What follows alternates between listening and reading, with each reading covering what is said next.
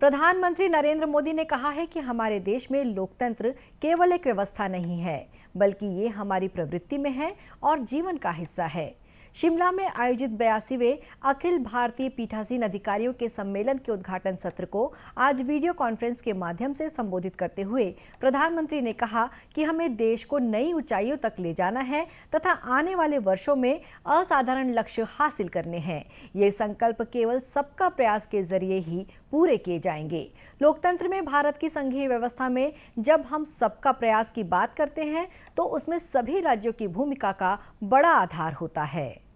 साथियों, भारत के लिए लोकतंत्र सिर्फ एक व्यवस्था नहीं है। लोकतंत्र भारत का स्वभाव है, भारत की सहज प्रवृत्ति है। आपकी ये यात्रा इसलिए भी और विशेष हो गई है क्योंकि इस समय भारत अपनी आजादी के 75 साल का पर्व मना रहा है, अमृत महोत्सव मना रहा है। ये संयोग इस कार्यक्रम की विशिष्टता को तो बढ़ाता ही है, साथ ही हमारी जिम्मेदारियों को भी कई गुना कर देता है। साथियों, हमें आने वाले वर्षों में देश को नई ऊंचाइयों पर लेकर जाना है। असाधारण लक्ष्य हासिल करने हैं। ये संकल्प सबके प्रयास से ही पूरे होंगे।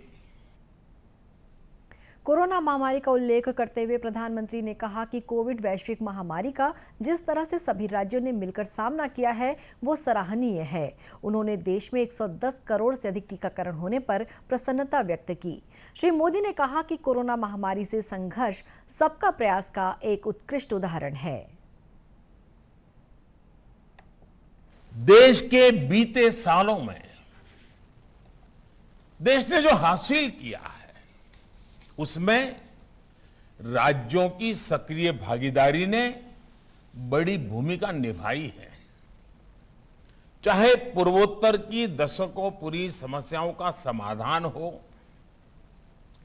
दशकों से अटकी लटकी विकास की तमाम बड़ी परियोजनाओं को पूरा करना हो, ऐसे कितने ही काम हैं जो देश ने बीते सालों में किए हैं, सबके प्रयास से किए हैं।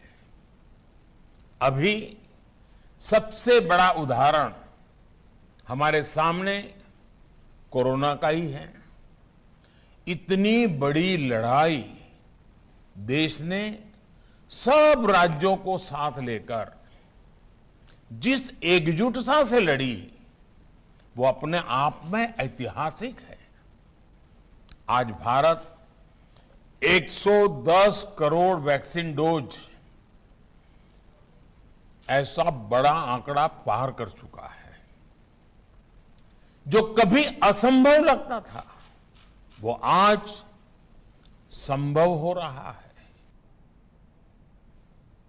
पीठासीन अधिकारियों का सम्मेलन हिमाचल प्रदेश की राजधानी शिमला में 17 और 18 नवंबर 2 दिन चलेगा। इस दौरान संसद और विधानमंडलों में सदन कैसे सुचारू रूप से चले, जनहित का किस तरह से ध्यान रखा जाए और सरकारों की जवाबदेही कैसे तय की जाए, इन मुद्दों पर चर्चा की जाएगी।